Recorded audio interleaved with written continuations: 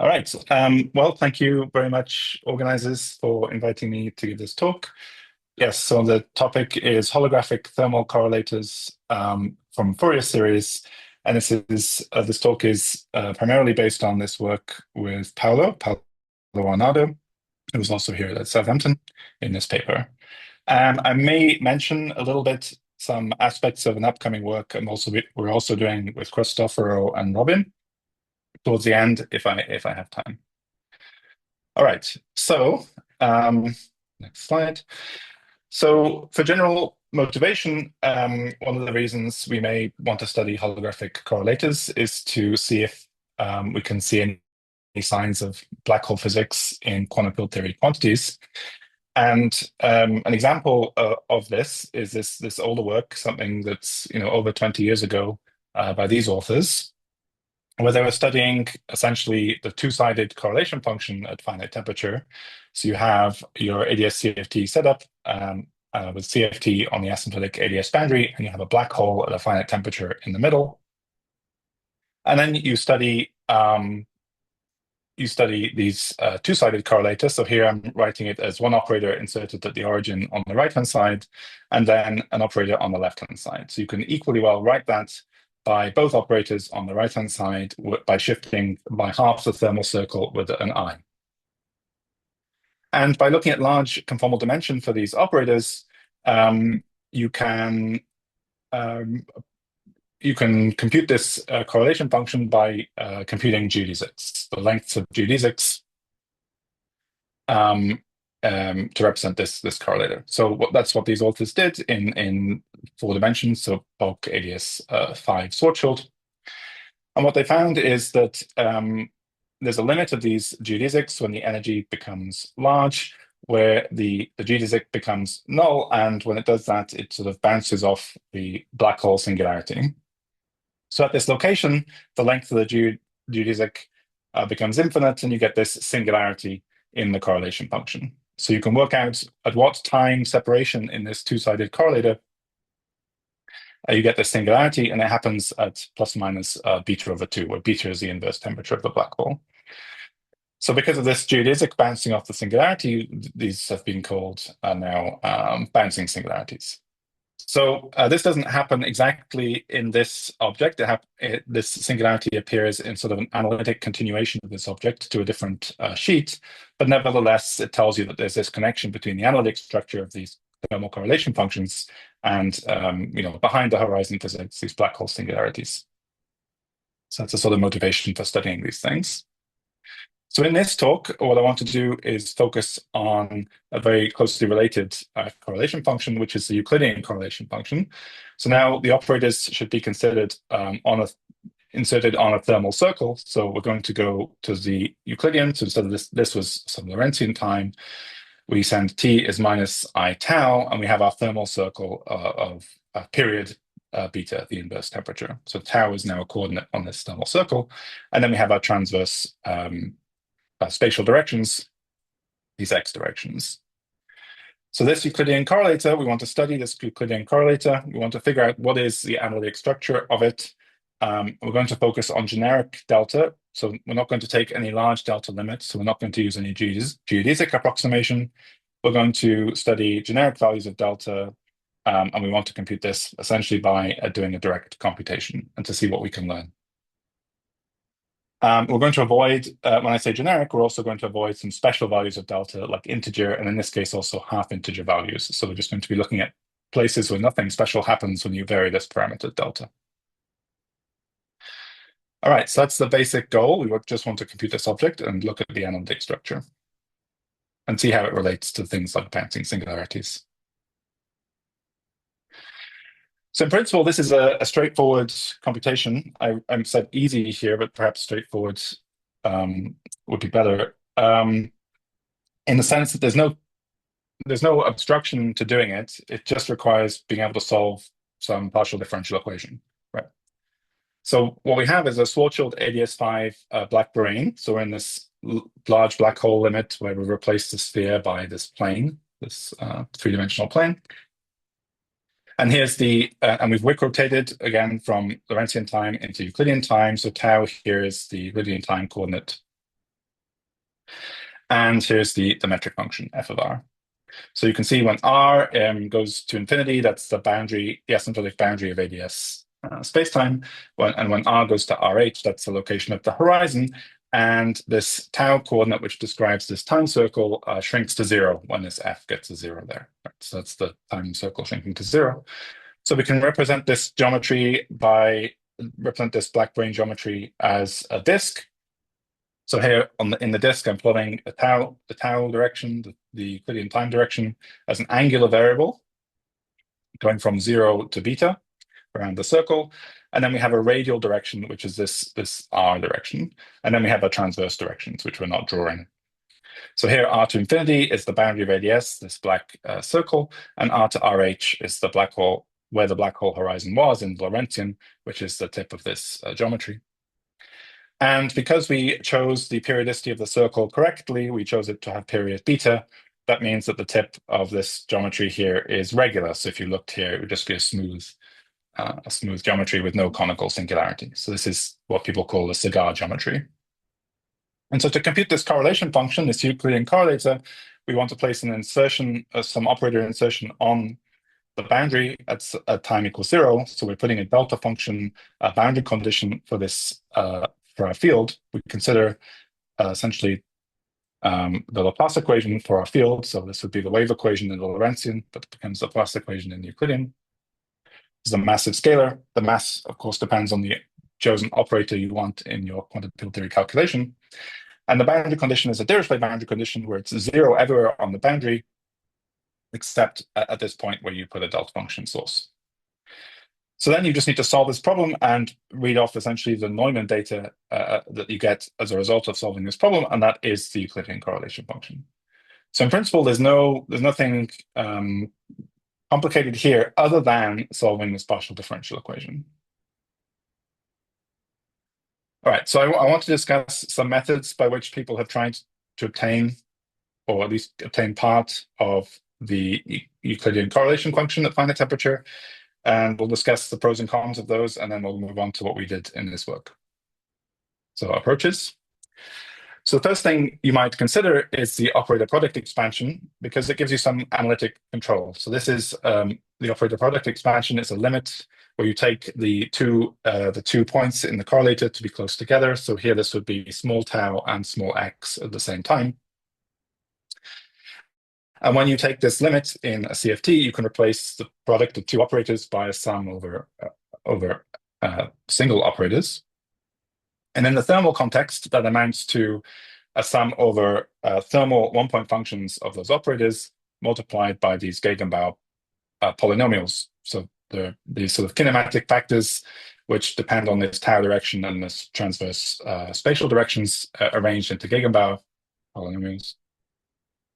And then the coefficients in this sum, in this OPE sum, are sort of unknown data which are related to these thermal one-point functions and OPE coefficients in vacuum. So in this large N context, in large N holography, where we're computing perturbations of black holes using scalar fields, then there are only two kinds of operators which contribute in this sum, as is well known. One class of operator is the stress tensor and its contractions. And that's one sector. And another sector are so-called double trace operators. This is when you take the operator and you and then you can put in some derivatives in between it. So O, box, O, and so on. So you can build operators like that. So that gives you these two different sectors, and that's all there is. So it turns out that these stress tensor pieces can be computed analytically. So this comes back to this work by Fitzpatrick and Huang. And if I focus on x equals 0 for simplicity, then this Gegenbaur polynomial and everything up here reduces basically to some power series in tau. So in the case of stress tensors, the dimensions that appear in the sum are an integer multiple of 4. The stress tensor has dimension 4, and so you get just integer multiples of 4. And then you have an overall factor of tau to the 2 delta. So you get this tau to the 2 delta, and then a series in tau to the 4n. And then these coefficients, according to this procedure, can be computed analytically. And so that's very nice. So now you can get basically half of the correlation function is determined analytically by this approach. But the tricky part in this OPE approach is to get the double trace contribution. So there isn't an analogous procedure a la Fitzpatrick and Huang to obtain these B coefficients, these double trace coefficients. And it's something like these terms, because they're analytic in tau, you see these terms are not analytic in tau, because if delta was some non-integer value, you would get some branch cuts. Here, this is analytic in tau, this is a power series in tau squared. And so if you were to Fourier transform this, you would see that these would be essentially contact terms in momentum space, making them very difficult to see from a bulk computation. So this is a tricky part. But nevertheless, if you go ahead and you study this stress tensor piece, just the sum of the stress tensor OPE contributions, you'll find that it actually has a finite radius of convergence.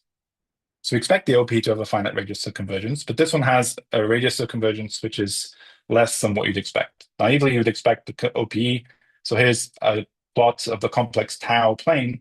Tau equals 0 is when these two operators are coincident. So this is OPE singularity.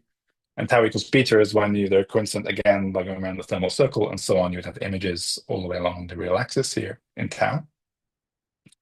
But this stress tensor contribution to the OPE has singularities at a closer distance. So the radius of convergence here I'm indicating by this dashed circle, and this has singularities at these 4 different points. And these points, you can see these singularities, which set the radius of convergence of the stress tensor portion of the OPE, appear inside the thermal strip, where the thing should be analytic, following from quantum field theory axioms. So this tells you that these singularities are not there in the full correlation function. They're there only in the stress tensor part. And when you add in the remaining double traces, they should be cancelled. Right, so I didn't mention yet, of course, these singularities are precisely those bouncing singularities I mentioned on my first slide, the corresponding to these geodesics, these null geodesics which bounce off the space-like singularities of the black hole. So that sets the radius of convergence of this series. All right, so the double trace part is important. So how do we get access to that? Well, one method is sort of a brute force numerical approach. So you can just take that partial differential equation I wrote down before and choose your favorite discretization of that operator. It's a 3-dimensional operator because you have the time circle, you have the transverse spatial directions, you have the one transverse space direction, essentially the distance between the operators in the transverse direction, and the radial bulk direction. So it has cohomogeneity 3 PDE problem with the delta function source. So you just discretize it, and that gives you a giant matrix, and you invert the matrix, and then you have the answer. So that's what we did in this work for a case of delta is 3/2, this choice of external operator dimension 3/2. And if you look at the OPE expansion at x equals 0 for the case of delta is 3/2, then the identity contribution should be 1/tau cubed. Then the next term in the small tau expansion is the first double trace coefficient, and the one after that is now the stress tensor piece. So these are shifted by a factor of 10⁴. So the stress tensors, as I mentioned, we know them all from this Fitzpatrick-Huang style computation. So this is a normalization, and then once you fix that, you get this number from Fitzpatrick-Huang, essentially. And this B0, this double trace, is not known.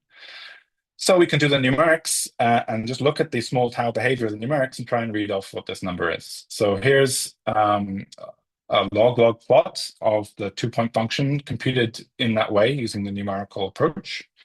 What we're doing is multiplying by tau cubed and subtracting 1. So we multiply this thing by tau cubed, that makes this 1, we subtract the 1, and we're left with B0 times tau cubed. So then we're plotting it against tau over beta, and you can see that, okay, the black points are the numerical solution. It's on a grid, so you have a finite number of points here. And you can see the slope, this red line is the slope tau cubed with a coefficient of 1.1. So that fits pretty well. And so this tells you basically what is this double trace coefficient. It's about 1.1.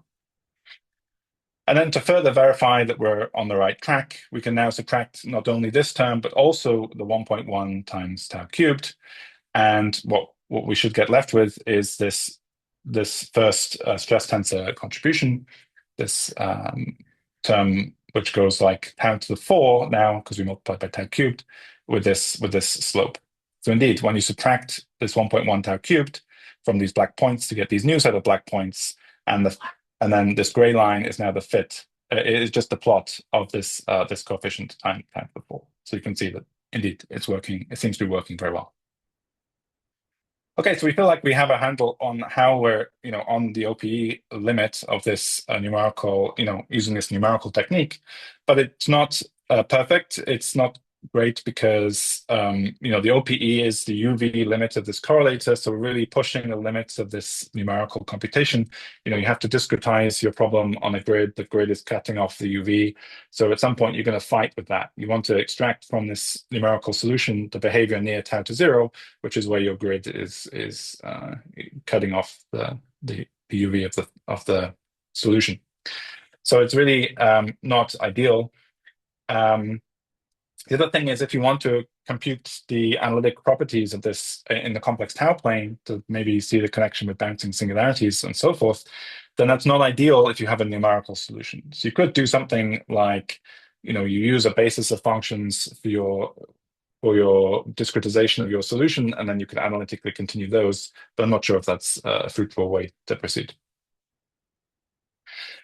So I should also mention, many of the people of the organizers of this seminar have also carried out similar numerical computations.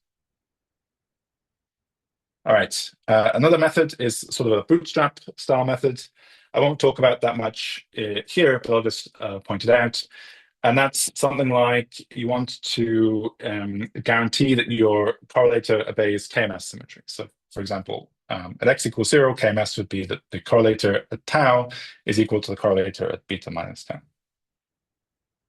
So if you just took the stress tensor sector, which we know analytically, and these coefficients AM, which we know analytically, clearly on the face of it, it does not satisfy this relation.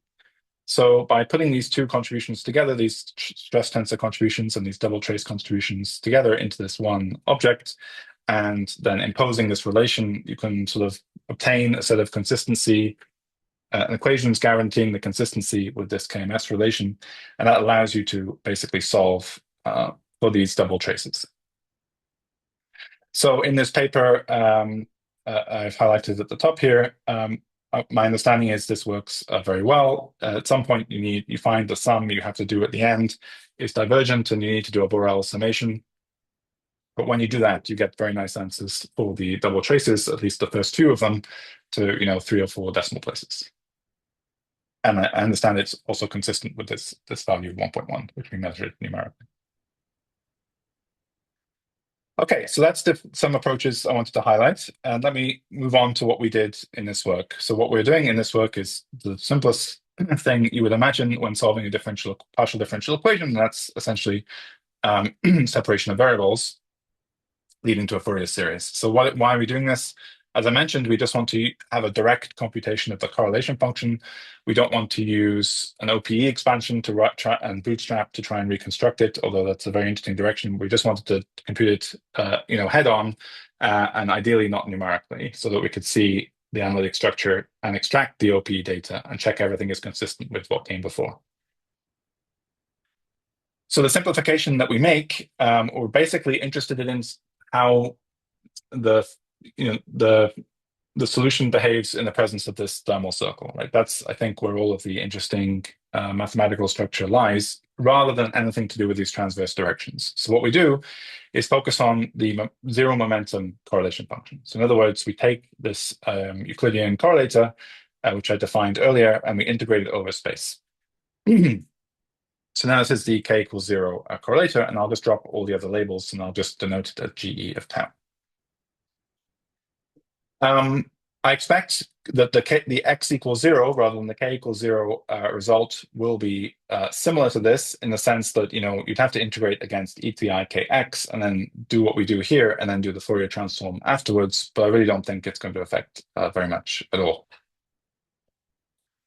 But that's just to say that, focusing on k equals 0 is essentially removing one of the directions in the PDE that we have to solve, and it allows us to focus on the radial direction and the thermal circle and nothing else. That's why we're doing it.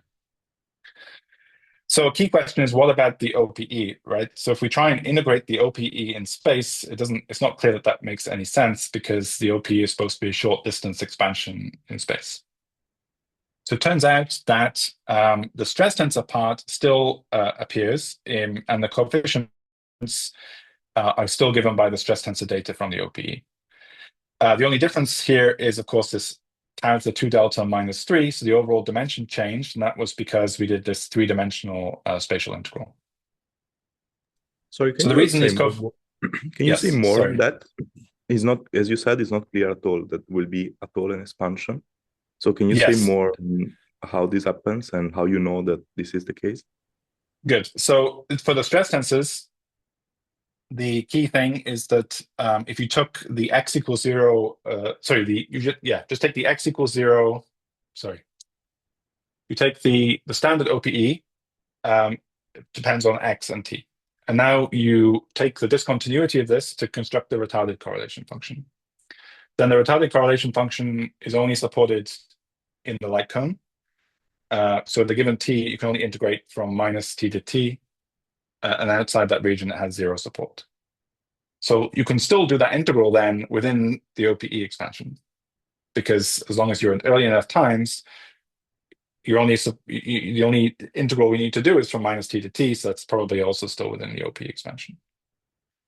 So then the retarded correlation function at k equals 0 from doing that integral is given by a sum of stress tensor pieces, because the double traces don't contribute to the retarded correlation function. And what you can show is that the discontinuity of this object only these terms will contribute, these AM contributions, and these have to match, therefore, the stress tensor contributions from the original OPE expansion. Does that make sense? So we're just saying that when you compute the retarded correlation function, all these other pieces which are analytic won't contribute, and everything has to agree in the case of k equals 0 in the retarded correlation function, and you can indeed map these to the stress tensor coefficients. Right. So this formula is actually for the retarded, and then you are extended for the Euclidean. In a sense, what I'm saying is this formula is the correct Euclidean one, and the one way to justify it is if now you took the discontinuity of it, you would have to find that this matches the one by integrating the discontinuity of the full of the OPE, the standard OPE, and therefore these are given by the stress tensor coefficients. Another way you can do it is by but then it's a bit similar less clear. kind of bits. It's a bit less clear than that. This, I mean, I understand the argument. I think it makes sense, but in the complex plane, it's not clear that this. I mean, if I explore the complex tau plane, it's not clear that this argument will follow. How do you mean exactly? Sorry.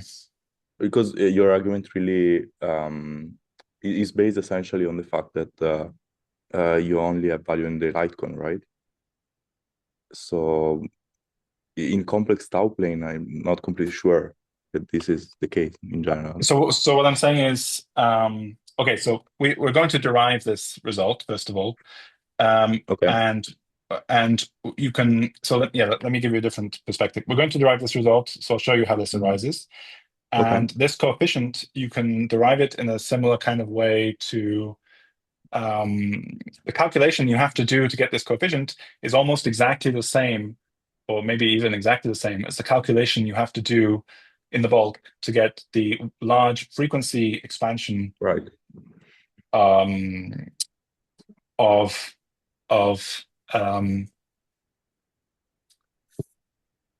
large frequency expansion of the retarded correlation function. Right. So there's a calculation which gives you these coefficients analytically, and that's almost the same as this one that Simon Karen-Hugo presented on your channel a few weeks ago. Right. So there's Right. you can see that from the bulk that this set of coefficients is really going to be the same, or it'll be the same up to some prefactor and linear combination. But so the claim is Okay. Thanks. this data here is really the stress tensor data from the OP. Okay. Okay. We can chat later, Yeah, maybe. yeah, we can chat more. Yeah. Now, okay, the rest we don't have the same ability to make that claim. We do derive this. So what I'm saying is that the remaining piece does take the form of a power series in tau squared. But because we can't integrate the OP over all of x, we're not necessarily claiming that these numbers here are very related to the coefficients you would see in the OPE you get at fixed x. So this is, let's say, the rest, and I'm just going to call this the double trace sector, essentially by analogy. We have this stress tensor piece, and what's left is the rest, and we're calling this double traces. Even though we don't have this very clean understanding of how you get to these things, but you certainly can't get to them by integrating the OPE, but yet they are there, and they tell you what you need extra in addition to these stress tensor coefficients. So that's a caveat. Okay, so what is the computation now? Well, the computation is we've lost the transverse space. We just have to solve the wave equation in the disk, and now we have a delta function source on the boundary at a tau equals 0, with tau as our thermal circle. So we're just going to use separation of variables. Again, we don't have any x dependence. So on the right-hand side, we don't have any plane waves for the x direction. We have Fourier modes on this thermal circle, right? So we want our answer to be periodic. So it's decomposed into the modes which fit onto this thermal circle, which are, of course, these Matsudaira frequencies.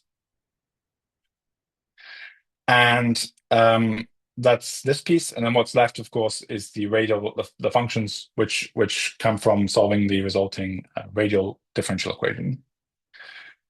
So to construct the solution, what we want to find is something which is regular in the interior. So we better make sure that these radial functions are regular at the origin.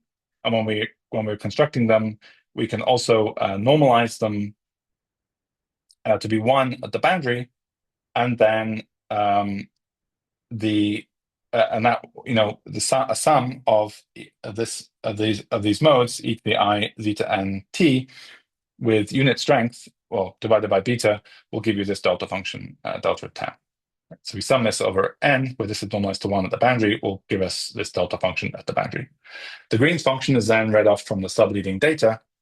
So really, the Green's function is this sum over all of these modes at different, all the Matsudaira frequencies, where the coefficients are now essentially the subleading data. So the subleading data I'm denoting here is phi n delta, and normalized by the non-normalizable data, which we can set to 1. Okay. So this is the Green's function represented as a Fourier series. You can see it's the Fourier series for the thermal circle, and the coefficients, the Fourier coefficients, are ratios of normalizable to non-normalizable data for the regular solutions of this differential equation governing this radial function. And these functions are Hoyne functions. The differential equation in this case for scalars in Schwarzschild radius 5 is a Hoyne differential equation, the radial part. And so when you compute these radial functions, the solutions are just Hoyne functions. And these ratios of normalizable to non-normalizable data at the boundary of ADS is just ratios of Hoyne connection coefficients, right? And these Hoyne connection coefficients are essentially ratios of Wronskians of the Hoyne functions themselves. So if you wanted to compute these things, these Fourier coefficients numerically, it is extremely easy to do so with Mathematica. You just say you want to compute the Wronskian of the Hoyne divided by the Wronskian of, ratio of Wronskians of Hoynes, essentially. So you just need to know the Hoyne and its derivative, and you can evaluate that numerically to very high precision. Whatever precision you want, you can evaluate it. So these numbers, these Fourier series coefficients, at least numerically, are extremely easy to compute to arbitrary precision. In one line in Mathematica. Okay, so what is the issue, right? So here's our Fourier series. This should be the answer that we want. Well, the issue is that this Fourier series coefficients, these g tildes, as a function of n, grow polynomially. So they grow like n to the 2 delta minus 4. Here we're restricting, we're looking at the case where delta is greater than 2. So this thing here is growing. And this means that this Fourier sum does not converge. So that's the first problem. So I think if you try and, this is the obstacle you would face by trying to do separation of variables. So we have to address this. In fact, the conclusion we drew was that this is telling us something interesting rather than being an obstacle. So to understand that a little bit better, I want to make a much simpler example, basically the same kind of setup with a differential equation, but now where we can solve it very simply and write it down on the slide. And that's the Laplace equation on a unit disk. Instead of the wave, the Laplace equation with a mass on a black hole geometry, the Euclidean black hole geometry, the cigar geometry, we're going to just take a unit disk with a Laplace equation. We're going to do the same thing. We're going to put a delta function source at theta equals 0. So theta is now this angle which is replacing the Euclidean time coordinate that runs from 0 to 2 pi. So beta is now 2 pi. And we just want to solve this this Laplace equation inside the disk, subject to regularity and this delta function of the boundary.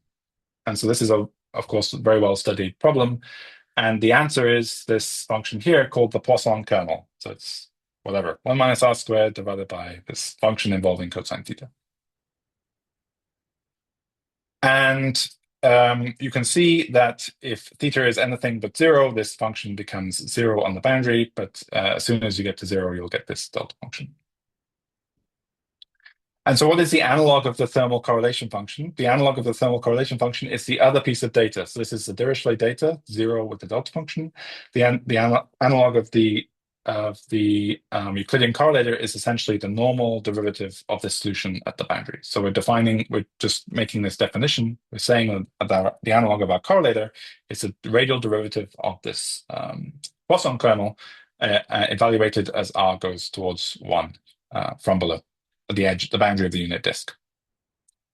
So it's clear that from this Poisson kernel, as long as you're away from theta equals 0, you can just evaluate this, take this derivative and evaluate the limit, and this is the answer you get, right? You get 1 on sine squared theta on 2. So you have already the function for the correlator away from this coincident point, so for theta non-0. And then you can see that as you approach the delta function location, this coincident point, this OPE limit, you see this goes like 1 over theta squared. Right? So it diverges like 1 on theta squared. And this is the analog of the OPE singularity. Okay, so what about we don't have, in holography, we don't have this nice closed form expression for theta in which we can play these kinds of games. Instead, what we have is a Fourier series. So let's try and think about this solution in the Fourier series. The solution for the correlator is the following Fourier series. It's the sum of ETI k theta for all k, where the coefficient is mod k. And again, you can see that the Fourier coefficients are growing with k, and this prevents the convergence of this series. And this series actually doesn't converge at any value of theta. So previously I said that if you're away from theta equals 0, you can extract this functional form for the correlation function. You can't do that even do that in the case of the Fourier series. So at any value of theta, this Fourier sum diverges. And the reason is it's just dominated by the UV behavior, right? So the dominant contribution is the one with the large k, and that oscillates rapidly. So if you were to truncate this sum at some finite value of n, you summed up to that value and plot the solution, you'll just see a very large high-frequency noise at the largest scale you picked in your sum. So it doesn't converge as a function, but it does converge as a distribution, which is well known from this literature on this very simple problem. And that means, by which I mean, if you pick some test function, which lives in C infinity, a space of smooth functions on the circle, then you can define this overlap, this product between GE and the test function. So you do these integrals of your correlator against the test function from 0 to 2 pi, so all the way around the circle. Then any such choice of test function will give you a finite number. The simple example is a test function would be the Fourier basis itself, in which case this integral would return to you the Fourier coefficients, right, which is just some number. But you could also pick something like a compactly supported function, like a bump function, which is also, as long as it's C infinity, and these integrals would give you a finite answer. So you could either do it using, so by which I mean you can put the Fourier series inside here, integrate term by term against the test function, and then do the sum over the Fourier modes, and you would get a finite number, right? So clearly all the information is there. It's just hidden in this sort of distributional way of encoding things by multiplying by, picking some test functions and getting some numbers from doing that calculation. And it includes in particular contact terms. And the reason is that if we were to take this function that so if we went back a slide, remember away from theta equals 0, we extracted this function, which is sine squared, 1 over sine squared of theta on 2. If we tried to use this as our actual calculation inside this, this integral against test functions, you would see that this fails, right? This fails because as long as you have a test function which has support around 0, then you're going to get an infinite contribution, and this integral will not be finite anymore. And therefore, the integral against test function of this guy would not match the Fourier series result. So this clearly is not enough. And in fact, the function which does work can be represented as, in this distributional language, something like a principal value distribution. So this just tells you, this PV just tells you, when you put it inside an integral of this type, how do you deal with the singularities that you get?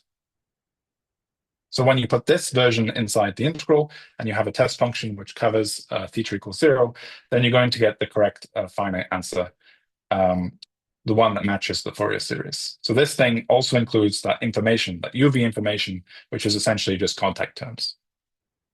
So that is to say that this distributional, the fact that the Fourier series diverges tells us we have a distributional correlation function that includes the information about the contact terms, and that's exactly what you need to get the correct answer for these integrals against test functions. Okay, so that's just a simple example. What do we learn from this for holography?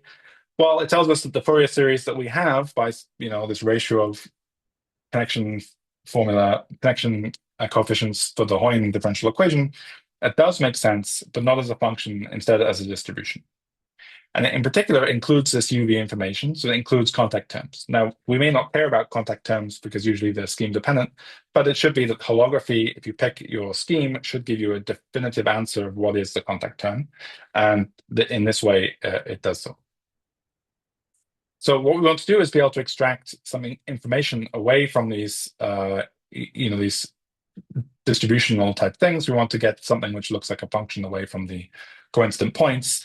And so there are several ways you can try and do that. One of them is an Abel summation, where you put in by hand some exponentially damped term which removes the high frequency behavior. So here you can see that large K, a small positive epsilon, would exponentially damp the UV behavior of this Fourier sum, and you get a finite answer. And this works in such a way that you will recover the result of, these test function integrals against the Fourier series as epsilon goes to 0. Another approach, which we found to be much more useful, is to do pade. So we split up the Fourier series into a positive frequency part and a negative frequency part. So let me go back a slide again. So if you were to take this sum, and let me call this z to the k, right? So if I define z to be e to the I theta, then this is, I can split it into a positive k sum and a negative k sum. That's what I'm doing here. And then this positive k sum converges inside the disk, and the negative k sum converges outside the disk.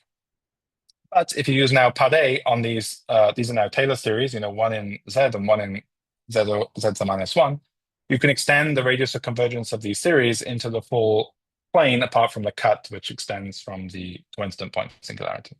So by using pade, each portion of the sum independently and then adding them together at the end, you get a picture of the analytic structure of the full plane. So that's something we can do in holography. So here we go. We just take our Fourier series for the thermal circle, where our coefficients, we can just compute them numerically for the time being. So we just compute, some several hundred or even thousands of these terms at high precision numerically using these fine functions. And that gives us we split it into a positive frequency part, which I'm calling f of z, and the negative frequency part. The negative frequency part turns out to be the same as f of z, but where you evaluate it at 1 over z instead. So we can focus our attention on this function f of z. So now z here is this e to the 2 pi I over beta times tau. So it's some, it's some wrapping of the complex tau plane. So tau equals 0 is the OPE singularity. That means that z equals 1 is now the OPE singularity. So we can take this half Fourier sum, put in our numerical values that we know from solving the Hoyne equation, and do a Pade approximant of this sum. And look, Pade approximant is replacing this thing by a rational function.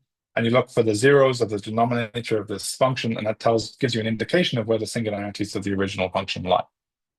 So on the right-hand side here, that's what I'm plotting. I'm plotting the complex z plane. This is z here. And the black dots are the singularities of the Pade approximant of this half Fourier sum. So you can see that the origin is just to the right of this red x. And the radius of convergence of the half Fourier sum is z equals 1. And this point here is the OPE singularity. And you can see that extending from this point, you get this line of poles and zeros, which indicate that there's a branch point here, as we know there is from the constant from the OP. But what you can also see, okay, so here's the same plot again, but now in the tau variables. This is the complex tau plane. So you sort of unwrap this circular direction, and you just get repeats of this cut at every value of beta. So here's 0 beta, then we want at 2 beta and 4 beta, and so on. And yeah, so it's half the sum. So you only get the poles in the lower half plane. If you include this f of 1 over z, you would also get poles in the upper half plane.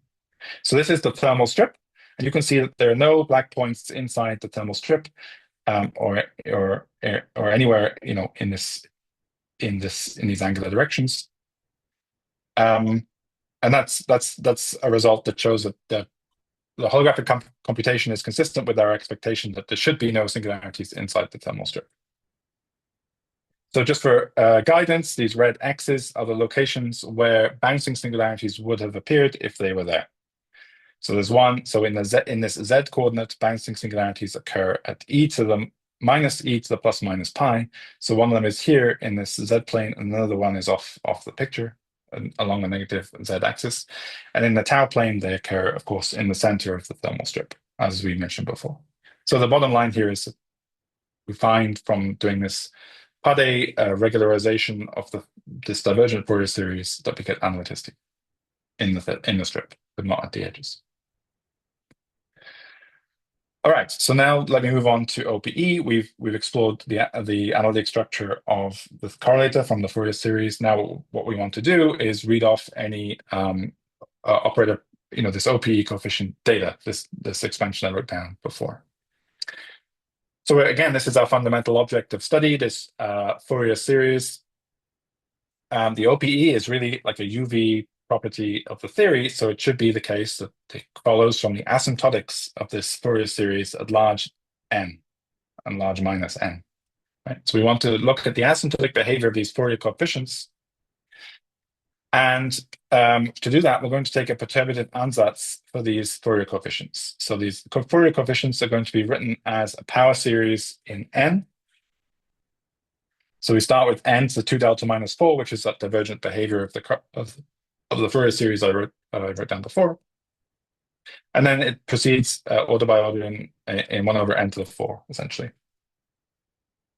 So this is an ansatz. You take this ansatz, you plug it into the equations, and you find that you can analytically compute these Cn coefficients, this perturbative 1 over n expansion. So you can do a few hundred orders if you want without too much bother. So it's a very similar expansion to the 1 over omega expansion that was outlined in this paper and this earlier talk in the thermal seminar.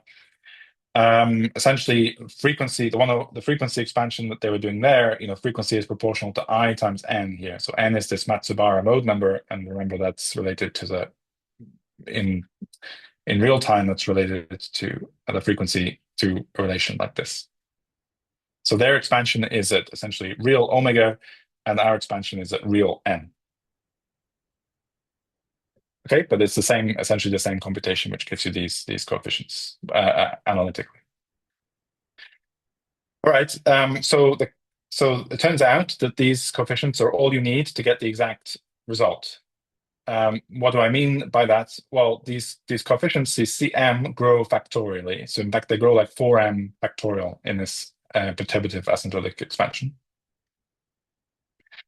So it tells you that there's a divergent series, and it needs to be Borel resummed.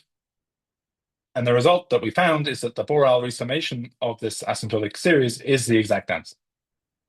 So how do we establish that? We just take the exact answer we get from numerics. Remember, these Fourier coefficients can be evaluated to arbitrary precision. So we just evaluate them, with as much precision as we want numerically. And then we subtract from that the Borel sum of this asymptotic expansion, which we get, of course, analytically.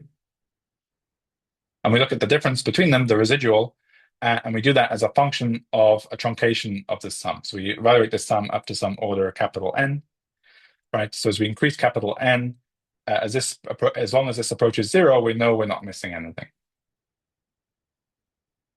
So that's what these black dots show in this plot here. It shows this residual against the value of N, and it just keeps on decreasing and decreasing, and there's nothing that ever stops it from decreasing.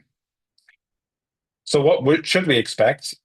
If we had non-perturbative terms, which is something you might expect from a divergent series, then you can do a resurgence style analysis to show that because this diverges like 4m factorial, there are actually 4 different non-perturbative sectors. And there are non-perturbative contributions which could appear in the trans series. So this perturbative piece is some part of some larger trans series. So here is that perturbative piece. In addition, there should be these non-perturbative pieces. And these WJs are determined by analyzing the asymptotic behavior of these CMs, basically. And then in addition, there'll be some subleading things, which are basically products of these. And these WJs, you can compute them, and they correspond to bouncing singularities, the locations of bouncing singularities. And by that, what I mean is, if you take this e to the minus wn, so we have four sectors, if you take each of them, and you plug them into the Fourier sum, and you sum it against z to the n, you'll find you get the singularities of that function at the bouncing singularity locations. So these really do correspond to bouncing singularities.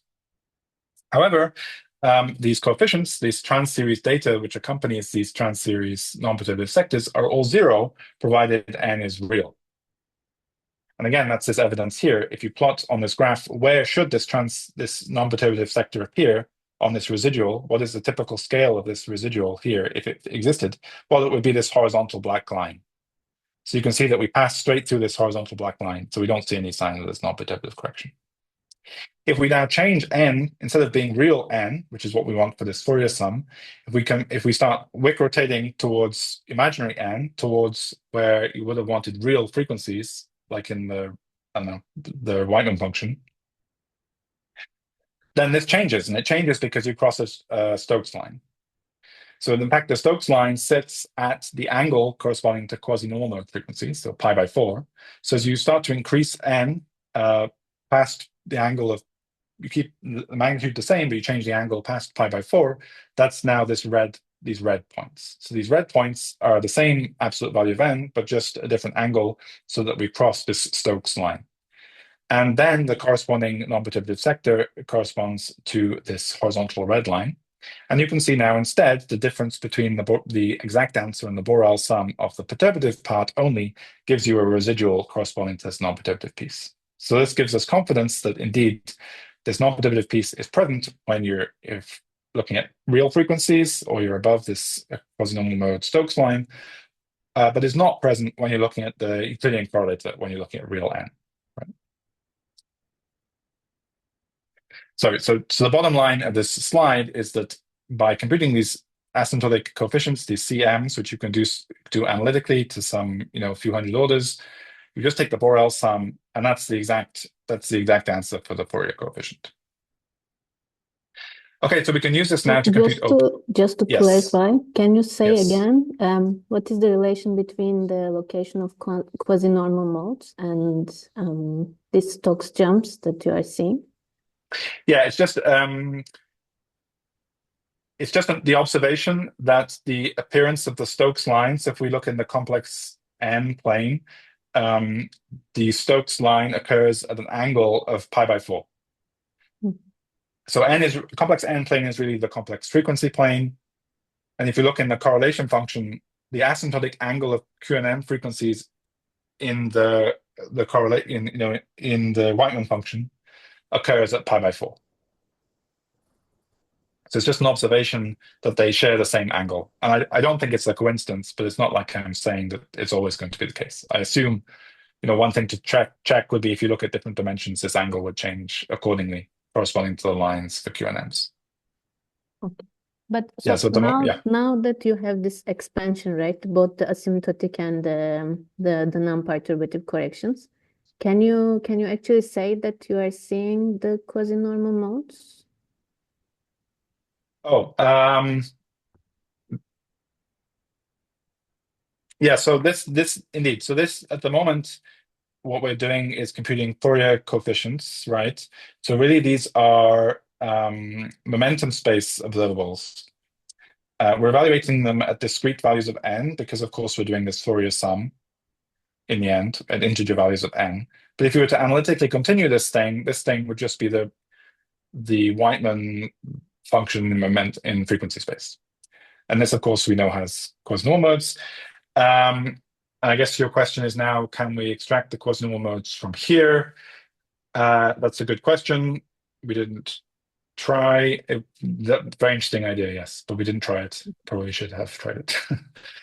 Okay, thank you. Maybe if I can add, you mentioned that you are able to extract hundreds of these coefficients. Yes. Do you have a closed form for these coefficients? Because to Yes, resum, you probably need that, no? Oh, I see. No, sorry. Each one is closed form, but no, we don't have an all. Yes, so indeed. So for each. Yeah, exactly. Similar to the Fitzpatrick one. It depends. Let's say if we fix delta to be some values, like one of the values we like was 11/4 for some reason, then we can evaluate these to something like order 100, and we know them analytically. If we fix delta to be general, then we get to something like order 70. At some point, you just hit some limitation on the amount of memory your computer has, because the expressions are analytic and they get very long. So you run into some memory thing. I think you could. We didn't try that hard. You could probably do a lot better. In this paper, I think they talk about getting 400 terms. I don't know if they did that analytically or numerically, but you can get them analytically to 100 orders reasonably comfortably. You can also get the asymptotic behavior, like at large M, very well as well.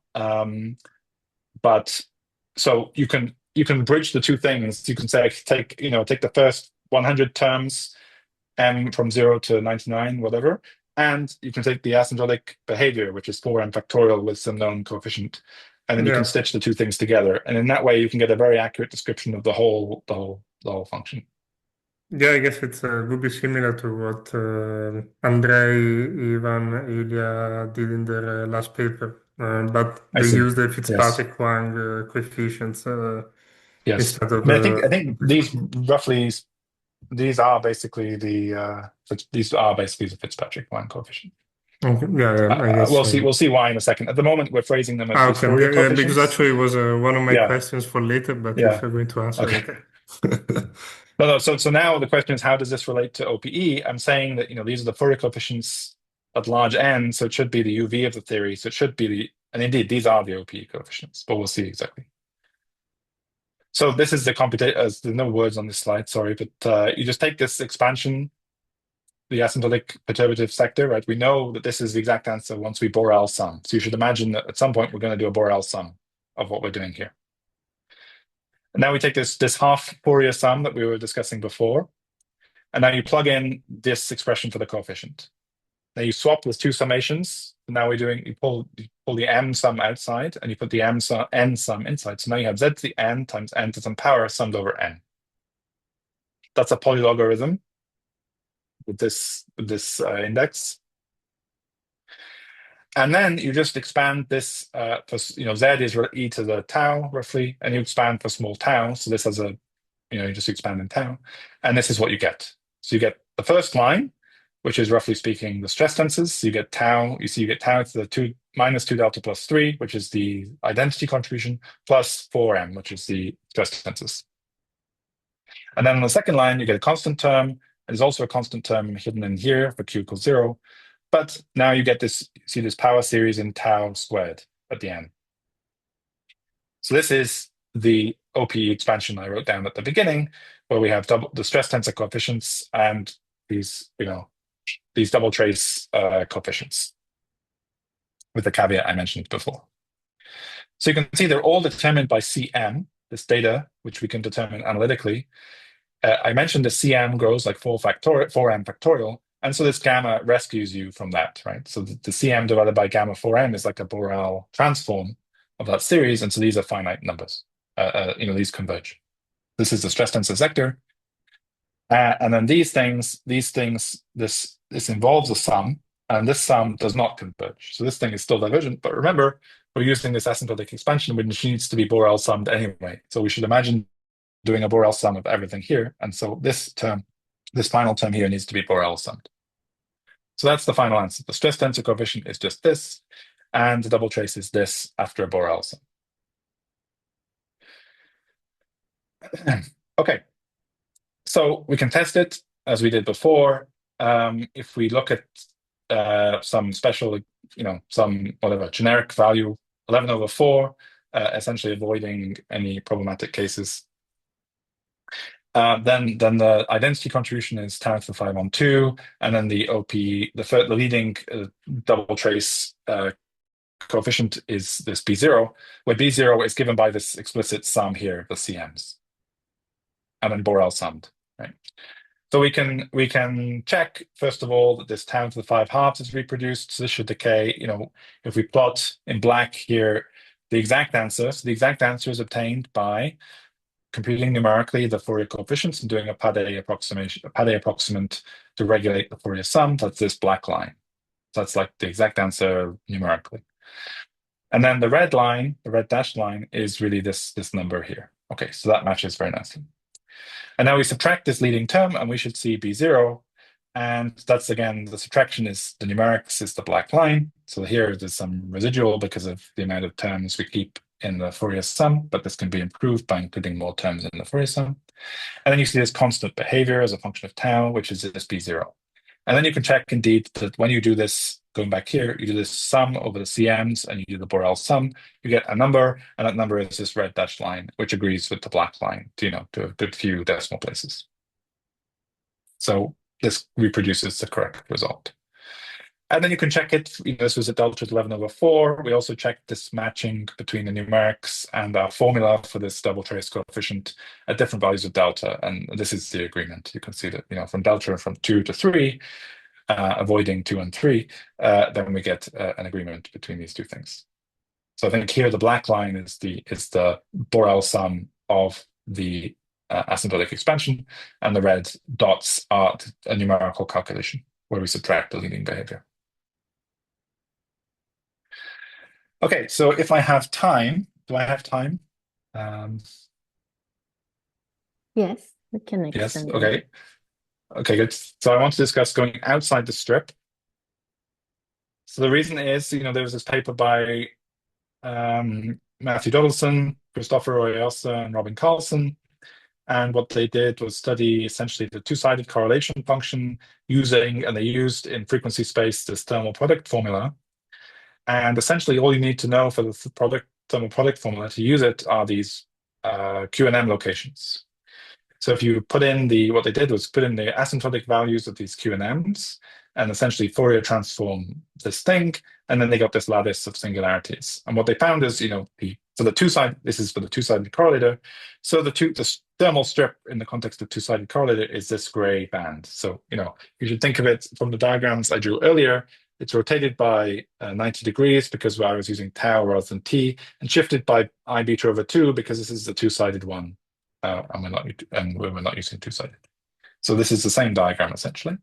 And you can see you have these OPE singularities in the usual places at tau equals 0 and tau equals beta. This is 0 and this is beta, I guess. And then outside the strip, in the next copy of the strip, let's say you have these two singularities which correspond to these bouncing singularities. So how do we get the same thing from our construction, right? So our correlator that we constructed was explicitly periodic because we built this Fourier series. The Fourier series is periodic, and tau goes to tau plus beta. So what does it mean to go outside the thermal strip? Well, this is a very simple example, very rudimentary example. Let's just take the function x squared and write it as a Fourier series in some interval, -1 to 1. So we just want to periodically extend x squared we want to extend x squared as a periodic function in -1 to 1. So -1 to 1, and then 1 to 3, 3 to 5, and so on. So we just write down the Fourier series for x squared in this interval, and these are the coefficients. Simple exercise. Now, if you compute the sum, what you'll find is that it evaluates to these dilogarithm functions. So this is the analytic continuation of this Fourier series. So if you now look at the complex X plane, right? So what you find that there are strips, one strip for each periodic image of the original function. So in a principal strip, we have this function x squared as a complex function, and then we also have the same thing. The shifted x -2, right? This is the periodic, the image of x squared in the next strip, and so on. So we have just the periodic extension in the complex plane inside strips. But you can see that there are cuts at the edges of these strips. The cuts come from the fact that the polylogs have cuts inside them at z equals 1. And so you can get, instead of getting the shifted version of x squared by going from one strip to the next, you can actually go through the cut instead by analytically continuing these dialogues. And when you do that, you can recover whatever you like. You can recover back the original x squared function sitting over here by going through the cut.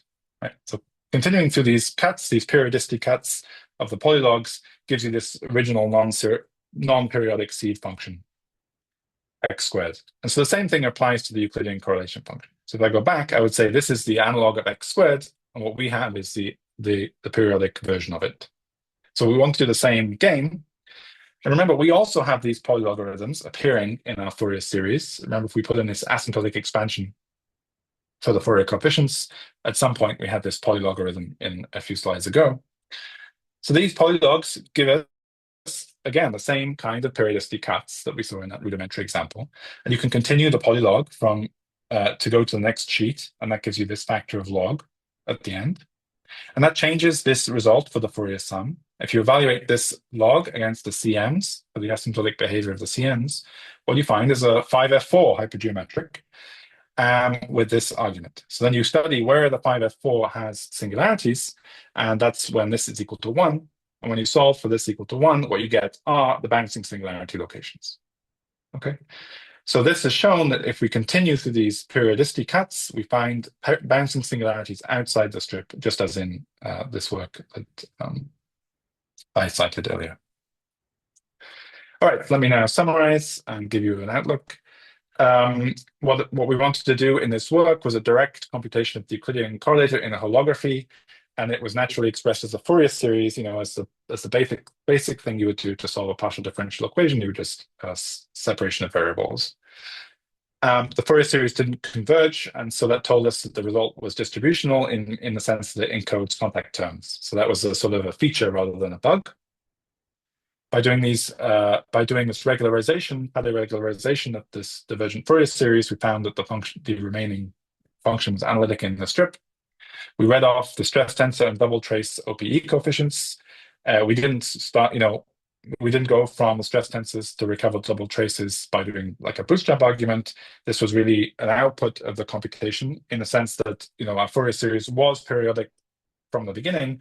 So it's not like we needed to impose periodicity to get more results. It just showed that working with something manifestly periodic gives you both automatically. And then at the final section, I showed you that you have these bouncing singularities outside the strip in the sense that you continue through these polylog cuts corresponding to periodicity. course, some natural generalizations would be to repeat what we did at fixed x. We were working at fixed k, which has this caveat about what is the double trace OPE coefficients. I think the stress tensors are understood, but the double trace is not, maybe not. The other nice thing was this, because everything was determined by these asymptotic Fourier coefficients. So there's, again, this analog of Fitzpatrick-Huang. These numbers, these things are known analytically to some high order.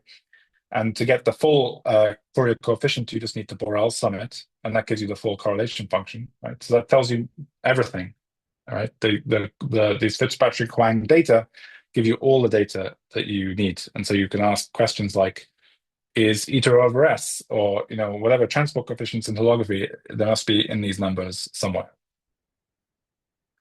The other thing is that we computed a bunch of these things. We have this formula to compute them, these double trace coefficients in terms of the asymptotic Fourier series data, these CMs. But if you try and evaluate them at high orders, like if you try to evaluate the 10th one, for example, you'll struggle because you need very many of these things. So it'd be nice to get a better handle on the large order behavior of these double trace coefficients. In particular, then you can check this thing, which should happen, of course, that the large order behavior of this should cancel with the large order behavior of this to remove the singularity in the strip. Okay, we know that should happen, but it'd be very nice to see this happening by computing these things explicitly. And of course, then we know that because both A and B follow from this periodic data, the CM data for the Fourier series, it's not so surprising that you can get, it's not surprising that you can get B from bootstrapping A in the sense of imposing periodicity.